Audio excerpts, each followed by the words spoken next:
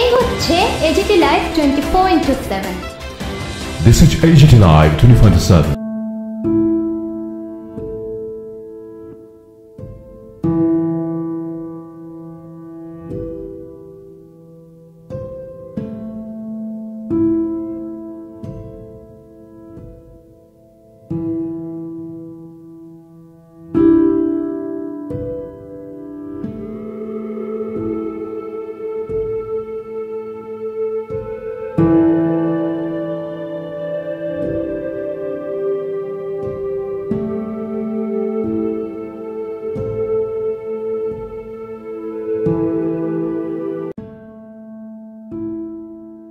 তনু ভৌমিক তিনি ছাত্র সংগঠনের মাধ্যমে এসএফআই এর মাধ্যমে বামপন্থী আন্দোলনে বিশ্বাসী হন, পরে যুব আন্দোলনের সময় যুক্ত হন। তারপরে সে তার পারিবারিক আর্থিক কারণেই পেশা হিসেবে বেছে নেন সাংবাদিকতা। প্রথম একটি চ্যানেলের সঙ্গে যুক্ত হন, ওখানে সব দক্ষতার সঙ্গে কাজ করার পর দিনরাত চ্যানেলের একজন সাংবাদিক হিসেবে আবার নিজেকে নিয়োজিত করেন। আমরা লক্ষ্য করেছি জাতি উপজাতি সম্প্রীতি বিঘ্নকারী শক্তি বামফ্রন্ট সরকারকে উচ্ছেদ করার লক্ষ্যে রাজ্যের গণতন্ত্রের মূল ভিত্তি হলো জাতি উপজাতির ঐক্য সংহতি। এটার উপর নির্ভর করে রাজ্যের অগ্রগতি উন্নয়ন। এই অগ্রগতি উন্নয়নের যারা শত্রু, এই সম্প্রীতির শত্রু, তারা একসময় চম্পকনগরে তারা রাস্তা রোকো আন্দোলন করেছিল আইপিএফটি, এবং এই রাস্তা রোকো আন্দোলন শেষ হওয়ার পর এরপরে জিরানিয়া মহকুমার বিস্তীর্ণ এলাকায় খুমলুঙে বহু ঘটনা তারা সংগঠিত করে, মান্দাইতে পার্টি অফিস দখল নেওয়ার চেষ্টা করে, এবং 2018 বিধানসভার ভোটে বামফ্রন্টের ক্ষমতার থেকে কীভাবে হটিয়ে দেওয়া যায় এই লক্ষ্য নিয়ে এই গণতন্ত্রের শত্রুরা তারা চরম আক্রমণ সংগঠিত করেন।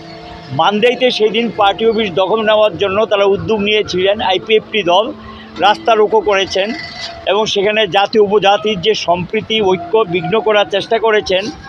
এই পরিস্থিতিতে সাংবাদিকতার কাজ করতে গিয়ে দিনরাত চ্যানেলের শান্তনু ভৌমিক এর আগেও সেই ঝুঁকি নিয়ে অনেক কাজ করেছেন। তাকে একবার আমি নিজেও বলেছিলাম যে চরম ঝুঁকি নিচ্ছ, ওই বরমুড়াতে যে খবর সংগ্রহ করার জন্য রাস্তা রোকোর জন্য গিয়েছেন, কী করা যাবে? সাংবাদিকতার কাজটা তো জীবনে ঝুঁকি নিয়েই করতে হয়, তাদের কোনো পথ খোলা নেই, মানুষের কাছে খবর তারা পৌঁছে দিতে চায়।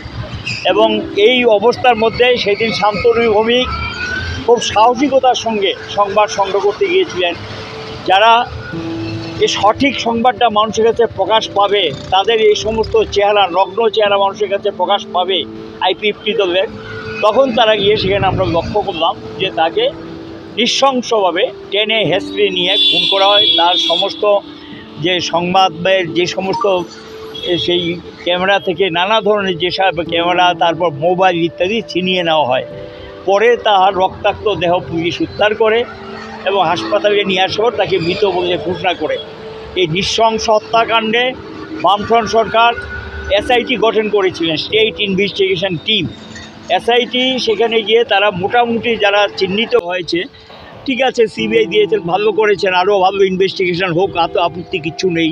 কিন্তু আমরা লক্ষ্য করলাম সিবিআই এখনও চার্জশিট জমা দেয়নি। যারা প্রকৃত দোষী ঘুরে বেড়াচ্ছে তাদের কোনো শাস্তি হয়নি এবং তারা এখন বহাল তবিয়তে আছেন। আমরা যারা এগুলো সংগঠিত করেছেন এবং পুলিশের কাছে সেই তথ্য ছিল, সিবিআইয়ের কাছে নিশ্চয়ই ইতিমধ্যে সেই তথ্য তারা সংগ্রহ করেছেন। আমরা চাই দোষীরা শাস্তি পাক। আজকে 8 বছর হয়ে গেছে এই পরিবারটি এবং ওখানকার এলাকাবাসী তাকিয়ে আছেন কী শাস্তি তার হবে, কিন্তু আজও কেউ শাস্তি পেল না।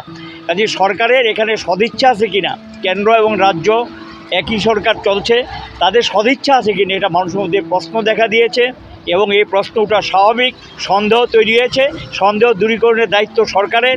সরকার সেই দায়িত্ব পালন করুক, এই সন্দেহ দূর করুক এবং যারা এই ঘটনার সঙ্গে যুক্ত তারা গ্রেপ্তার হোক, তারা শাস্তি পাক। কারণ রাজ্যে এমনিতে এখন আইনের অবস্থা খুবই খারাপ, আইন শৃঙ্খলা বলতে কিচ্ছু নেই, এখানে আইনের শাসন নেই, প্রতিদিন খুন খারাপি চলছে। এই ধরনের একটা খুন খারাপি কেন্দ্র করে গোটা ভারতবর্ষে আন্দোলন তৈরি হয়েছিল শান্তনু ভৌমিকের খুনকে কেন্দ্র করে।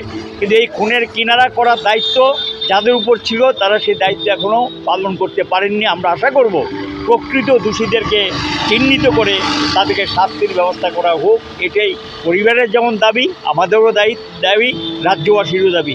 এবং কমরেড শান্তনু ভৌমিকের প্রতি সে জীবৎকালীন অবস্থায় যে দৃষ্টান্ত অল্প বয়সে রেখে গেছেন তা শরণাতীত, তাকে স্মরণ করছি, তার পরিবার পরিজনদের প্রতি সমবেদনা জানাচ্ছি এবং তার প্রতি শ্রদ্ধা জ্ঞাপন করছি। এবং আমরা আশা করব যে সাহসিকতার সঙ্গে, দক্ষতার সঙ্গে তিনি এই কাজ করে গেছেন।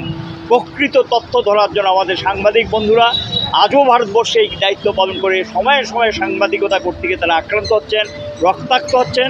তারপরও একটা অংশ দৃঢ়তার সঙ্গে সত্য বস্তুনিষ্ঠ তথ্য তুলে ধরছেন এবং এই শান্তনু ভৌমিকের একটা দৃষ্টান্ত, সেই দৃষ্টান্তকে স্মরণ করে তাদের প্রতি আহ্বান থাকবে এগিয়ে যাক, সত্যনিষ্ঠ বস্তুনিষ্ঠ সংবাদ তুলে ধরুক এবং অন্যায়ের কাছে মাথা নোয়াবো না, সত্যের নিশানায় থাকবো, এই আহ্বান রেখে আবারও তার প্রতি আমার শ্রদ্ধা নিবেদন করে আমার বক্তব্য শেষ করলাম। সকলকে ধন্যবাদ।